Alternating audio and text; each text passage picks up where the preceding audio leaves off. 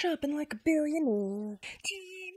Temu, shopping like a hungry bear. Temu, shopping like I'm unaware. Temu, shopping like it's money I can spare.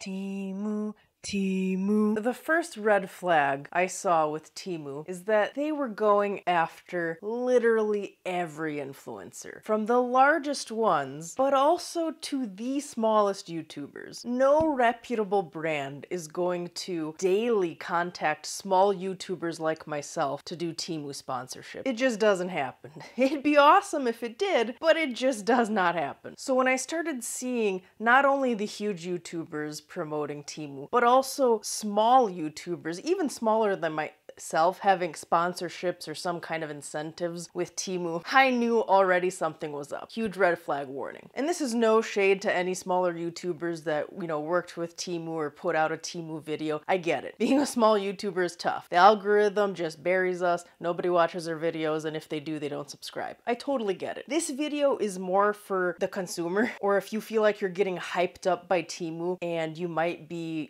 not in the best financial position, but you're like, oh man, I really don't want to miss out on something. I'm here to tell you, you're probably not. Because I'll guarantee one thing, billionaires are not shopping on Temu. And they did not become billionaires by shopping for frivolous, cheap things outside of their means. Now at this point, a few YouTubers have already come out with videos on why Temu might not be the best retailer or company to buy from shady business practices to very cheap products to terrible customer service to people not even getting the products they ordered. So I'm not going to go into that, but I just wanted to offer my perspective and kind of a whole nother side to the story, and that is that this kind of overconsumption and hype on social media to buy products or to shop on certain apps like this is keeping you broke. Or at the very least, it's keeping you away from your financial goals. And this cheap junk is quite literally cluttering your life. I totally understand being on a budget, I promote that. However, a lot of these things we don't need, let's admit it. Do you need this 28th hoodie from Temu just because it costs $9? Because I guarantee it'll be the 28th best hoodie in your collection and you will reach for it the least. So then it's just collecting dust in your house. And at the end of the day, that's still $9 wasted. And I know I'm often de-influencing or advising against purchasing some big ticket items, such as the Kenzie that can be a waste of money, or even bigger ticket items at the Sephora sale. That sale often gets overhyped and it has very, very minimal discounts. I know I'm often advising against those kinds of bigger purchases.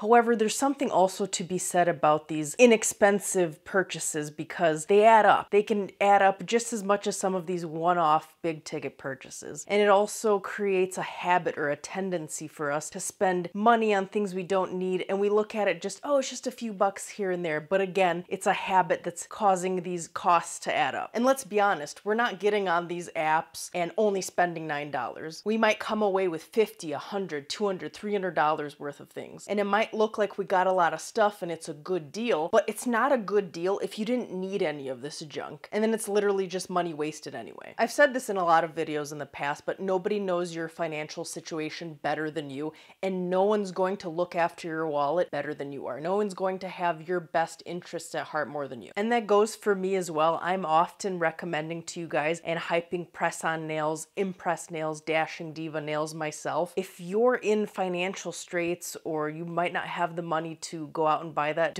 please do not. I started raving about impress nails and press-on nails in general because they're such a cheaper alternative than what I was seeing my girlfriends spend at the salon. $100 or more per month to keep their nails looking nice. But just with anything like that, when you see someone online recommending you a product, always take it with a grain of salt and personally evaluate your own situation and see if it would be good for you or not. So if you have the money to spend and you have money to throw away, then go for it, try Temu. Or if you have tried Temu, like I said, I'm not throwing shade. I just want to maybe help someone out there and bring them down from the hype before they might, put some of these things on their credit card. If they're already maxing out their credit card or things of that nature where you might not be able to afford it, but you have this fear of missing out. Because let's be honest, social media really creates a buzz and then we feel like we have to jump on board, and it just surpasses our critical thinking and our logical thinking altogether. The next thing you know, you're cutting into money that was supposed to be used for groceries, buying crap on Temu that you didn't need. I was just at the grocery store today and I bought a gallon of water for $1.22. That's crazy. I mean, not too long ago, water was under $1. It was 88 cents a gallon. Just an example. Gas is around $4 in my area,